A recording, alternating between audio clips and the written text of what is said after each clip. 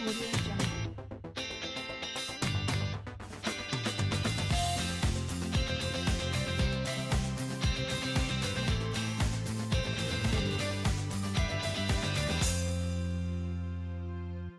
Hello, and thank you so much for joining us on this week's episode of the program. It's Lens on Maritime, where I'll bring to you the best of the happenings in the maritime sector. My name is Brownson Uwana, your host today, and I must tell you that the program is well loaded for your viewing pleasure. On the program this week, Customs Apapa Command generate 522.5 billion naira in 6 months. Now, NDLEA launches toll-free helplines. Bay of Seafarers, professionals seek proper regulations by the federal government. We'll take a very quick break. We'll be back with all the details. Don't go away. At International Supply Chain Systems Limited, ISCS, we provide our clients with customized import-export services to meet their unique needs. We understand that timeliness is key to saving you from demurrage. Our services include cargo clearing and consolidation shipping, cargo warehousing and storage, general import and consultancy. That's why we have a team of professionals to assist you with proper paperwork for efficient customs clearing. Come talk to us at 7A Bikunle Akintoye Street, Apapa, Lagos. You can call us on 081 622 71120, 081 276 33510, or you can send us an email info@iscsltd.com or visit our website www.iscsltd.com. ISCS, more than logistics. All right, welcome back. Let's serve you all the details now. Let's tell you that the Nigerian Customs Service, Apapa Command, has announced revenue generation to the tune of 522.5 billion naira for the first half of the year 2022, an increase of 456 billion naira when shared into two recorded in the first quarter of the year. Addressing journalists in Lagos, Custom Area Commander M.I. Yusuf listed prohibited items seized by the command in this duration. The command has consistently strived in its core mandate of revenue generation, prevention and the suppression of smuggling, trade facilitation, implementation of government fiscal policies, as well as collaboration and cooperation with other government agencies to ensure ease of doing business in the port. In the period under review, the command has collected a revenue to the tune of 522.4 billion naira. This shows a significant increase of 156 billion as against 366.5 billion naira collected in the corresponding months of the year 2021, which represents about 42.5% increase in revenue collection.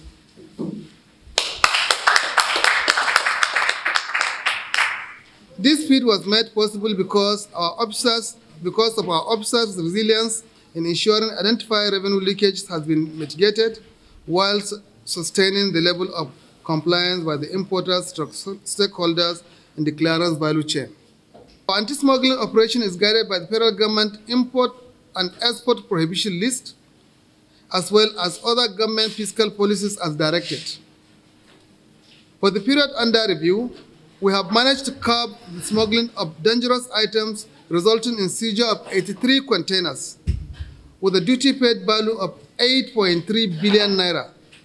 Some of the seized items include processed and unprocessed wood, 32 containers, unregistered pharmaceutical, 5 containers, foreign parboiled rice, 12 containers, vegetable oil, 7 containers, tomato paste, 3 containers, and 1 by 20 foot container laden with 150 cartons of tramadol.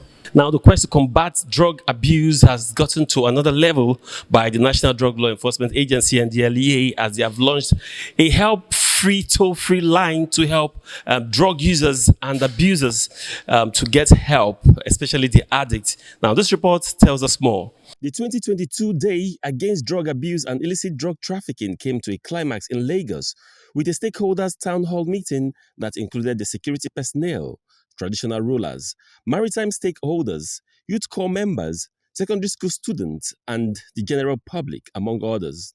Addressing delegates at the event, the chairman of National Drug Law Enforcement Agency, NDLEA, General Buba Marwa, represented by Apapa Area Commander Ame Inalegu, recounted the success recorded by the agency in terms of arrest and prosecution of drug barons in the country. Marwa also launched a toll-free line to help addicts and drug victims access professional help. From January to May this year, we arrested 5,341, out of which 984 are already convicted. We run as a 24/7 call center with a helpline that can be called by drug users who need help but are afraid of stigmatization or do not know how to get help. They will be able to call toll-free and get to speak with experts such as counselors, psychologists, psychotherapists, and psychiatrists, among others. Similarly, the toll-free number is, for those who want to write, this is a toll-free center that NDLA will be dedicating on Thursday, the 30th of June. The number is 0800 0800 10203040. Now, the Association of Nigerian Licensed Customs Agents, ANALCA, has continued to warn all freight forwarders to take the indemnity form to their clients very seriously, as this might help them and protect them from getting into trouble. This report tells us more. Following the arrest of a freight forwarder, Otumba Sunday Oyebola, a chieftain of the Association of Nigerian Licensed Customs Agents, ANALCA, by the National Drug Law Enforcement Agency, NDLEA, over alleged drug importation, the association is engaging the NDLEA to resolve and bring the importer to book. The acting national president of ANALCA, Dr. Kayode Farrington, while speaking with journalists, says the arrested ANALCA chieftain was a victim who failed to do proper diligence in the contract. According to Farrington, the name on the bill of lading clearly showed the accused agent wasn't the importer of the consignment, but the freight agent failed to utilize the indemnity form to exempt himself from such liability. Some of the members of the NECON called this press briefing so that we, first of all, correct the erroneous impression going around that ANALCA chieftain is involved in clearance of illicit drugs and psychotropic substances, and also reiterate all our efforts in the last few months to enlighten our member and sensitize them on the role to play, particularly in the course of cargo clearance. To also let you know our efforts that we are collaborating with National Drug Law Enforcement Agency. As an association, it is our responsibility. Otumba Sunday Oyebola is a high member of ANALCA, one of the chapter executive in PTML, and he's been involved in clearing of a cargo container said to contain 3 vehicles. And unfortunately, at the point of examination, loud and some psychotropic substances were found in that container. But let me say this, that Otumba Sunday Oyebola is just a clearing agent. He is not the importer of the consignment, and the consignment was not consigned in his name as being erroneously published by paid agent of this other group. And this issue now is being politicized. It is a national issue, and we should have concern as regards the safety of our environment. Is to let the general public know that the man in question is not a drug dealer, has been reported. He's not a drug lord. He's just a freight forwarder who has a job hazard. Okay, and most importantly, as Mr. President has said it, we have been sounding this to the eardrums of our member. That is most important that we do a KYC of whoever, that has a dealing with us.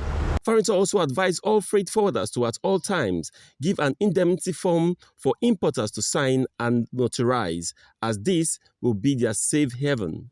So we still want to tell them that protect yourself by signing indemnity form. We have designed an indemnity form. You can come to the secretariat and we have put it on our platform. We are not collecting any money from anybody.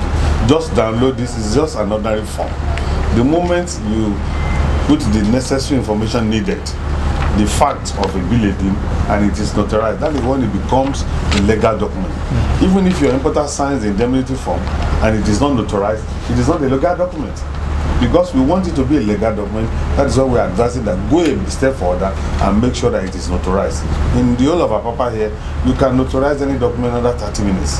So we are imploring all freight forwarders, licensed custom agents, to go a step forward. As soon as you are picking bill of lading, allow your importers to sign the indemnity form and make sure it is notarized. The issue of vicarious liability is very, very clear. You cannot go before the law and say, I do not know. There is something like that before the law. Once you are licensed as a custom broker, you should know that there are danger inherent in it. But let it be seen that you have protected yourself. Brownson Uwana for Lenson Maritime. The Day of the Seafarers is always celebrated on the 26th of June every year, and this year's one was not left out, as all Seafarers Association came together as one to celebrate this year's celebration. More in this report. The joint body of Nigerian Seafarers Professional Group came together to celebrate Day of Seafarers 2022 with the theme, The Nigerian Seafarers, The Voyage, Then and Now. This is the first time the professional body is taking the initiative to organize this event, which is usually put together by the Nigerian Maritime Administration and Safety Agency, NIMASA. To the seafarers, it was time for them to stand up for themselves. Some of the stakeholders speak on challenges faced by seafarers in getting their job done. Our certification not being recognized outside the country. Our universities today, their certificates also are not recognized in many countries, probably 80%. And these are universities that are as old as this country. And so, Ministry of Transport or maritime institutions are not excluded in this. So it's a total fight. And then there is something that NIMASA can do it. NIMASA can step up with the IMO and the different organizations and all that. And then, of course, rather than give NCV that they are giving now, step up to unlimited. NIMASA is giving unlimited now. And if you fall into limited, well, fine. If you fall into unlimited, fine. But whatever they are giving, let them see it to align with, other countries. And of course, you cannot say NIMASA now. We have been talking NIMASA in the last 20 years. And so the deeds that were done by past government or past legislators or past cannot be undone in 2 seconds. Do you know the solution? They start allocating money to take Nigerian seafarers, the upcoming ones, and train them outside the country.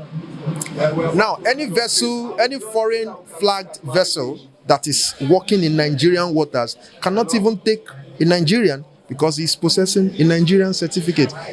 We need, if he has Ghana certificate or Egypt or anywhere where Nigerians are taking our, Nigerians too to train. It's like penny wise, pounds foolish. Now, the seafarers also tasked the federal government to see to it is only local crew that are engaged on local vessel, as the job seems to have been dominated by foreigners. Taking over their job. And secondly, if the indigenous ship owners are not employing them, they need NIMASA, Ministry of Transport, to enforce that on them. I don't see the reason why you cannot employ Nigerian trained and certified cadet when you are an indigenous ship owner in Nigeria. So we have laws. All we don't need to enforce the law is the Cabotage Act, and the 4 pillars of Cabotage Act is ship must be built in Nigeria, manned by Nigeria, owned by Nigeria, and crewed by Nigeria. So you don't have any excuse for not obeying the law. After a successful deliberation, it was now time for a march past.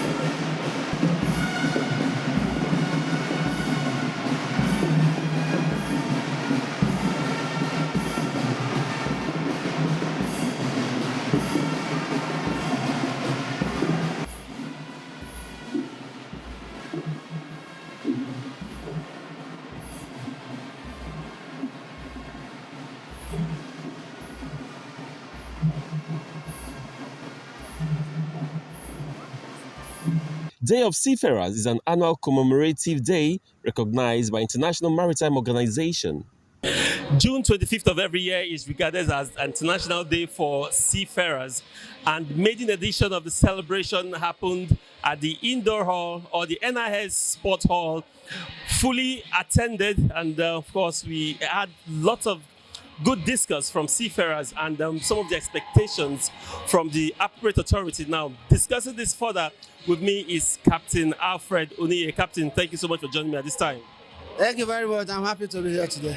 Yeah, there were lots of concern raised by seafarers and from some of the speakers. Now, one of them include the fact that after getting training certification from Nigeria, you cannot work. And even some, indigenous ship owners still cannot employ the seafarers. Why do you think this is happening? The reason why they cannot work is because the foreigners are already taking over their job. And secondly, if the indigenous ship owners are not employing them, they need the Ministry of Transport to enforce that on them. I don't see the reason why you cannot employ Nigerian trained and certified cadet when you are an indigenous ship owner in Nigeria. So we have laws.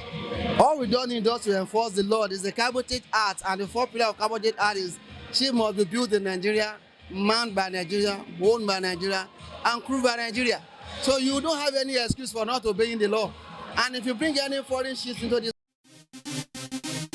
At International Supply Chain Systems Limited, ISCS, we provide our clients with customized import-export services to meet their unique needs. We understand that timeliness is key to saving you from demurrage. Our services include cargo clearing and consolidation shipping, cargo warehousing and storage, general import and consultancy. That's why we have a team of professionals to assist you with proper paperwork for efficient customs clearing. Come talk to us at 7A Bikunle Akintoye Street, Apapa, Lagos.